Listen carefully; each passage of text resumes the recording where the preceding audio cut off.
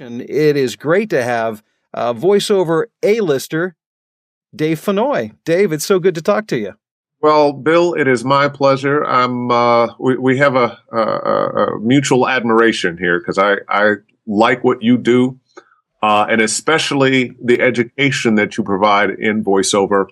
There are a lot of people out there selling the voiceover dream. I really think you provide common sense information and a way of approaching this business, especially for people just getting in the business, that if they follow your steps, they are going to enjoy some kind of success. Well, you're very kind for saying that. Thank you. I often refer to it as kind of more of a blue collar approach to voiceovers, because often, people think it's there's some kind of magic fairy dust that kind of falls over you, and limousines come to pick you up and cart you off to the studio every morning, and you spend 30 minutes there, and you do that a couple times a week and make untold riches, and maybe it works that way for a couple people, but I can tell you from my experience with myself and most that I work with, it's really, there is a lot of blood, sweat, and tears that goes into it. Oh, absolutely. I tell people all the time, when you actually book the job, that's the fun part. Yeah. All the real work happens beforehand. And Dave, I would be remiss if I didn't at least give some sort of. I've got to talk about some of the stuff you've done, just so most people know your voice, and now we put a face to that voice for those who haven't yet. And Dave, I know you've been doing this for 25 plus years. You are the Hulu guy for the millions who watch Hulu, the voice of Hulu. And just to give you some of your credits. We're talking about promos for ABC, the WB, Fox, CBS, Showtime, Stars, ESPN, Disney Channel, TV One, campaign spokesperson, Lexus, McDonald's, Corona, KFC, Toyota, Chrysler, AT&T. I know you're big into video games. He's a voice on StarCraft 2, Metal Gear, That's So Raven, Ultimate Spider-Man, Delta Force, Star Wars, and most recently, the voice of the lead in The Walking Dead. Congratulations on that, by the way. Thank you. And it is actually the very best gaming work I've ever done, because it is the very best writing and gaming work I've ever done. When I started doing it, I kind of came to the conclusion, wow, this is turning the page on gaming voiceover. This is very different. Usually you go into a studio, you've created your character. Maybe you have 50 lines to 200 or 300 lines if you're a major character.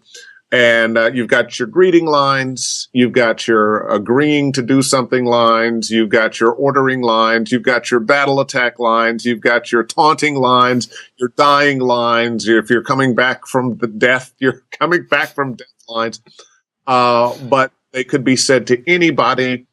Very rarely do you actually have real dialogue. This game, for every episode, we're talking 1,200 lines. Really? And actual dialogue with lots of different people that you are connected with. So the whole game is built around relationships. I mean, you're in the zombie apocalypse and whatnot. But the true drama is how you deal with those people you're trying to survive with and the people that you come into contact with as you try to survive.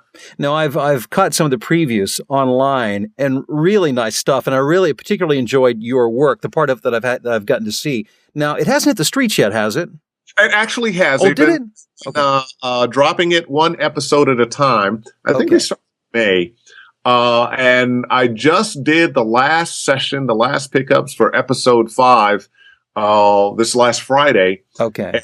I think they'll be dropping episode 5 in 3 or 4 weeks. I mean, they got a really fast turnaround. They're trying to get it done by the end of the year for a number of reasons. One, to sell all 5 episodes for Christmas presents for people, so people can make that package buy. Sure. So there has to be a certain time completion for consideration with the gaming award shows, which we've been invited to. And they really? Telltale and told them they make sure you get Dave Fennoy to these shows. Hey, congrats on that. Thank you. I'm very excited about it. Yeah, just to be in the running for something like that. How exciting. There are so many people that I talk to who say, I'd love to be in animation. I'd love to be in video games. And you, by the way, have many credits when it comes to animation as well. What has been your road to where you're at now? Where did this start for you? I have to say, ultimately, it started as a little kid. I did what a lot of people do is, I imitated the voices I heard on the cartoons I watched as a child. Yeah. Combined that with my mother, who was a school teacher. She's retired now, still living, thankfully. My mother making sure that I read well. You're driving down the street, read that sign, read that sign. Yeah. So one of the things I think a lot of people neglect when thinking about a voiceover career is you really just reading. Yeah. Is one of the main skills you have to have, taking those words off the page so that you're reading ahead, so that your brain functions fast enough to translate the words from the page to actual feeling and emotion coming out of you. And the only way to do that is to read and read and read. To read and read and read and read and read and become familiar, and it sounds like, oh gosh, am I going to have to do that? Well, yeah, but like everything else, once you start and you're doing it a little bit, if you're reading the newspaper every day or reading books every day or reading poetry, which is huge. Reading poetry is a wonderful thing for voiceover. After a while, you have gotten so much better and you don't even realize when it happened. Yeah. And most of us, especially if we've had a lifetime of reading since we were children, hey, it's already there. Right. Now, and didn't I hear you say once that you worked in radio, that you kind of came through the path of broadcast media? Oh, yeah. Well, let me back up a little bit before the broadcasting, because typically radio is not the best path to a voiceover career. There are lots of us who came out of radio who do, but typically those guys are doing promos only. Yeah. Because you develop that radio thing, and I certainly had it. But as a child, I was an actor in the community theater in Cleveland, Ohio, where I grew up. The Caramoo House. It's very well known in the area. Most black actors from Cleveland, at one time or another, were involved with Caramoo House. I was doing a benefit for Word Theater, and discovered that several of the actors there they were all black actors, but several of the actors there were from Cleveland. I didn't know Bill Pickens, several guys, and James Pickens rather. And some of the guys were from Cleveland, and they all at one time or another had been at Caramoo House. Ah. So I had an acting background. I was doing plays when I was in high school, through my high school. I was a theater major when I first went off to college, but I was also playing music. And after a couple of years, I quit, went on the road as a musician, went back, finished up in music. Well, what'd you play? Just out of curiosity. Guitar. Excellent. I'm from Ohio as well and play guitar. Ah, well, see? I didn't know that. You know what? And there's a lot of voiceover people from Ohio. There's something about that non-accent Midwest. Yeah. That is a good thing. One of my early voiceover heroes, Ernie Anderson. I grew up listening to him in Cleveland, Ohio. He was a voice of Channel 5 and was Goulard, he turned blue. Purple. Oh, yes. But so I had an acting and a music background before I went into radio. And I ended up being one of the morning jocks on radio. And I did lots of characters and, doing the typical morning stuff. And I'm playing different roles and, going through and writing these crazy little scripts and whatnot. So all of that was there, and somewhere along the way, while I was on radio, I discovered, hey, there's this thing called voiceover. At the time, I called it a forest for the trees type career. It's so omnipresent. Voices are everywhere. Television, on radio, and, and when somebody finally said, oh, yeah, another disc jockey buddy of mine, oh, yeah, I'm going across San Francisco, got some voiceover to do, man. And, yeah, I make more money doing that than I do on the air. And I went, huh? Hmm. The light went off. It Yeah. was another years before I ever did anything. Really? But, because the task seems so daunting. Wow. So I've got to put together a tape. I got to find the music. I got to find the copy. I got to do all that. And this is in an age of reel to reel. But I did finally. And, it was a really bad tape. It was full of local radio spots. It was way too long. But an agent in San Francisco saw something in me. She told me to wait 6 months and come back with another tape, but she thought I would. And that kind of got me started. And I mentioned that to say to people who want to get in this business, you want to do things right, but just because you mess up some things doesn't mean you're not going to have a career. I think the most important thing of all is persistence. Hmm.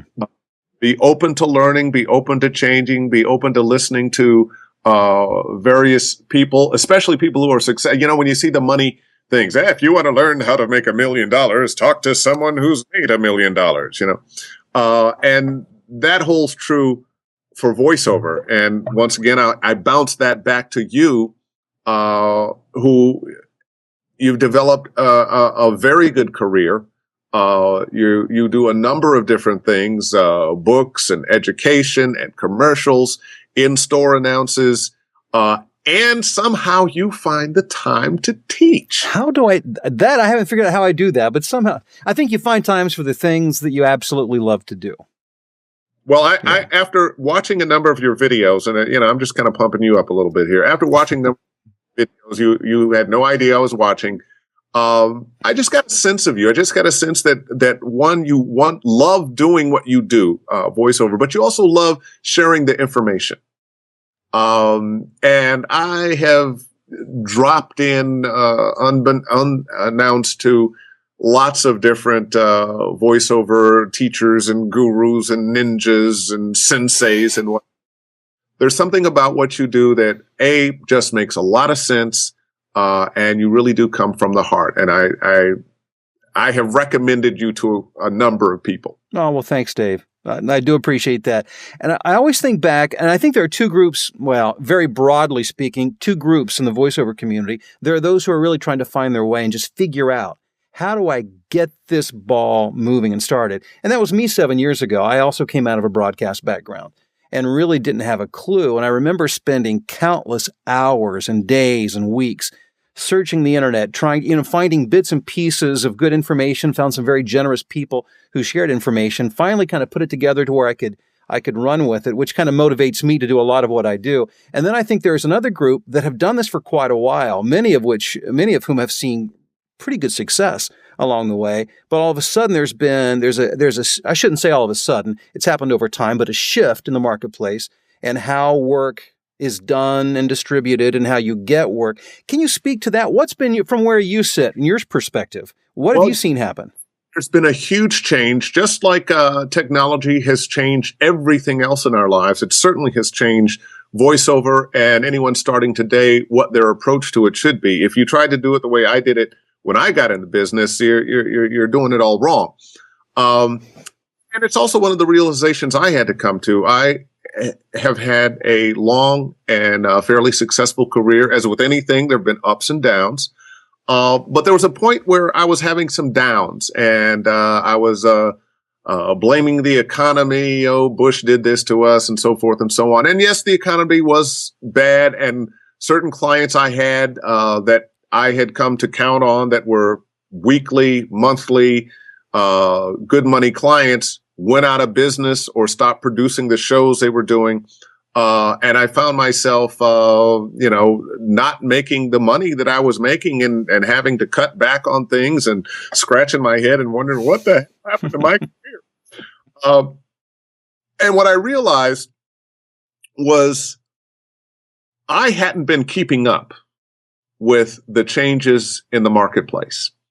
I had become very comfortable. People in town knew me. I was working here. I was working there. I had a great resume. But things change and you have to change with them. I didn't have a presence on Facebook. I wasn't tweeting. Not necessarily that tweeting is everything. I had one agent in LA and one agent in New York. I wasn't updating my demos. Hey, why should I update my demos? I'm Dave Fennoy. I hadn't updated my website. And when I started taking responsibility for, you know what, okay, the economy is bad, and yes, I had some clients go out of business, but I haven't really been trying to make new business. That's one of the things I like about your message is always be looking for new business. So consequently, I'm about to do a Dave Fennoy fan page on Facebook because I tend to get too political on my own. No. But I have put myself out there more. I've made myself available to agents in other markets because although sometimes you will get the same auditions from different agents, most of the time, say I have an agent in Chicago. A lot of the auditions I get from there are not the auditions I get anyplace else. Same from New York, same from Kansas City, same from San Francisco and Seattle and Houston and Dallas.